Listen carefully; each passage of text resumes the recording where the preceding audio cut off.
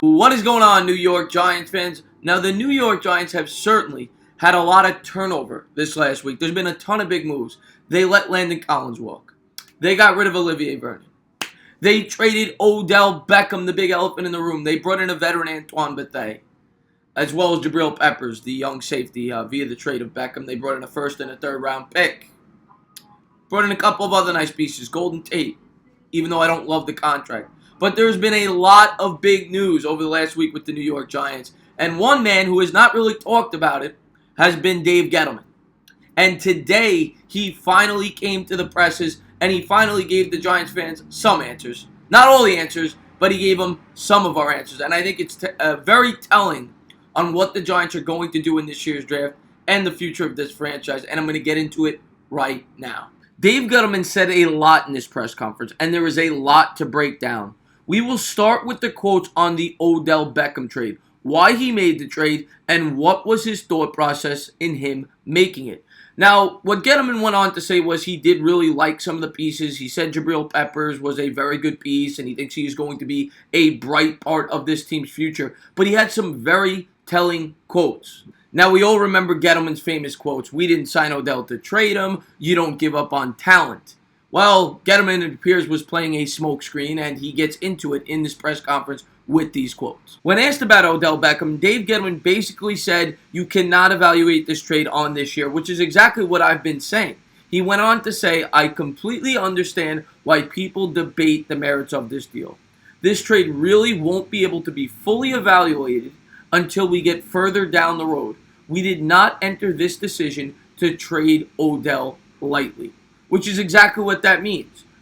We thought it over, and this trade is based on the future, not the present. So I completely agree with that quote, and that is what I've been saying after this Odell Beckham trade. However, he does go on to say some things that I think are complete nonsense in this press conference pertaining to Odell Beckham. The next thing he went on to say was, we didn't sign Odell to trade him, but things changed. Another team made an offer we couldn't refuse. Well, when it comes to that quote, I completely disagree with that. They could have refused that deal.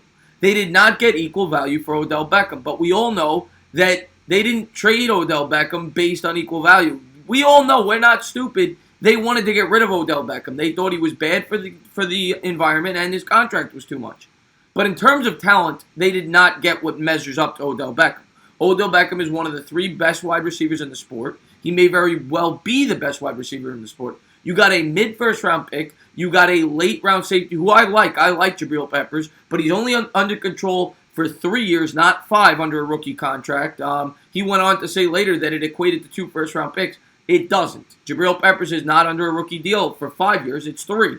So you're getting him on a shorter deal, and I think Peppers will do well here, but he kind of, fabricated the truth a little bit. And, of course, they got a late third-round pick, which is basically a lottery ticket. I mean, hopefully they make good of it, but you don't know what you get with that. So, in terms of pure value, no, they did not get a deal that they could not pass up. They wanted to get Odell off the team, and any educated Giants fan knows that.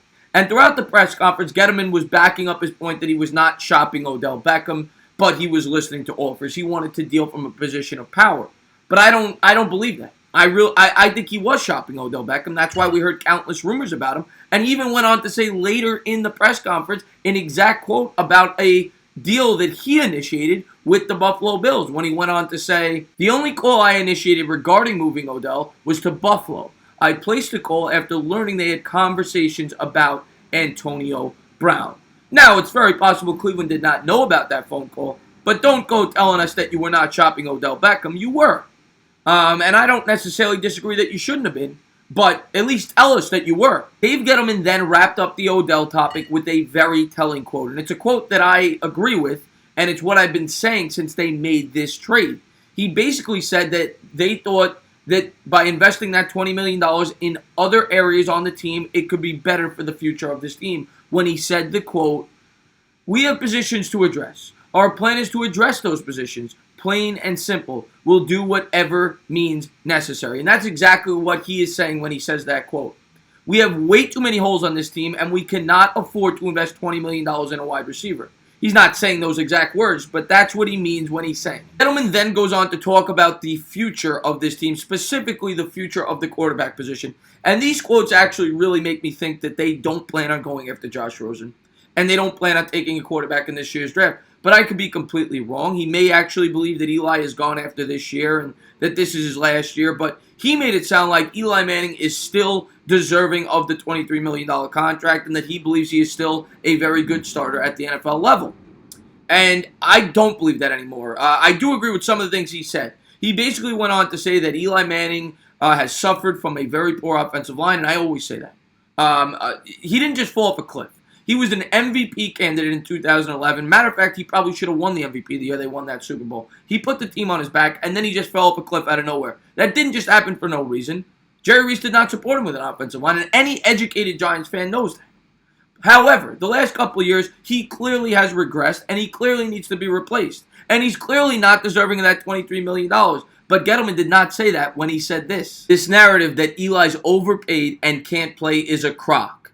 With the way we ended the season and what he's making, there really wasn't a decision to make on bringing Eli back. Well, I don't understand how there's not at least a decision. The guy's going to be 38 years old.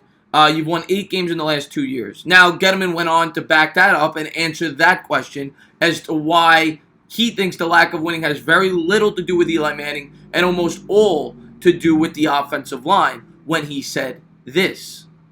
In my mind, there's been this negative narrative on Eli for the last 4 or 5 years. It's part and parcel to the fact that they weren't winning. But football is the ultimate team game.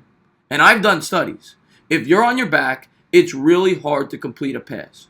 Once the O-line got settled down this year in the second half of the season, and you watch Eli, he can still make all the throws. Well, I'm going to agree with some of that, and I'm going to disagree with some of that. I agree, as I said earlier, that the offensive line has been a complete and utter disgrace and disaster. And it is part of the fall of Eli Manning. But to say that Eli Manning can still make all the throws is just a lie. He can't. He does not have the same arm strength he used to. Can he still get the job done in a game manager role? Yes, I do believe that. I still believe that. If you have a very good offensive line, the problem is I don't think they're going to have an all-world offensive line. They may have an average to slightly above average offensive line with the addition of Zeitler and probably are going to draft a offensive lineman in the second round, being that I very much doubt that they're going to be trading for Josh Rosen after reading some of these quotes. I don't think they're drafting a quarterback in this year's draft. I really don't.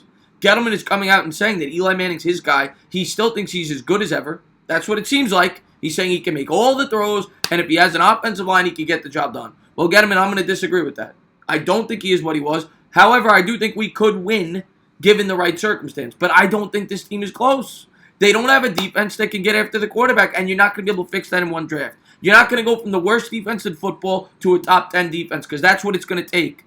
And they're not there. And they need to start thinking about the future. And Gettleman, I don't think is going to do it this year. Hopefully he addresses the quarterback next year. If he waits 2 more years, I think it's a vital mistake. And I would have addressed it this year. I really would have. And it does not look like all signs point to that they are not going to look at the quarterback in this year's draft. And maybe I'm wrong. And maybe Gettleman's throwing up smoke screens. But he brought Eli back on a $23 million contract. He's saying the same exact things he said last year when they passed up on 4 potential franchise quarterbacks for a running back, which I don't disagree with. I love Saquon Barkley. But this year is the year to take the quarterback, in my opinion. I still believe that Eli could get the job done going into last year. Last year, I didn't see it. I saw him improve. I saw him have a better second half when he blocked. Everything that Gettleman said is right there. But to say he could make all the throws and he still has this elite arm strength, sadly, it is wrong. It is not the right thing to say. It is not fair, and he can't. And Eli Manning's my favorite player of all time. I stick up for him more than anybody, other than maybe Capez, who I absolutely love. But it's time to move on. It's time to start thinking about Eli's predecessor, the guy that is going to replace him. And it doesn't seem like Gettleman plans on doing that this year. So we'll see. We'll see what happens in a month. But that's what I took from this press conference, that they thought they could fill in more holes with Odell's money. He lied about it, and he basically said that they weren't shopping him. They definitely were shopping him. And that he thinks Eli's the guy, and they're going to go with Eli, and they're going to try to win this year with him at quarterback. That's what I took from this press conference. Now, maybe he's just saying what he thinks is politically correct. He's getting behind his quarterback. But I'd like to get your guys' thoughts on this press conference, what you thought, what you took from it. As always, if you liked what you watched, please subscribe, drop a comment, maybe give me a little thumbs up. Cheers.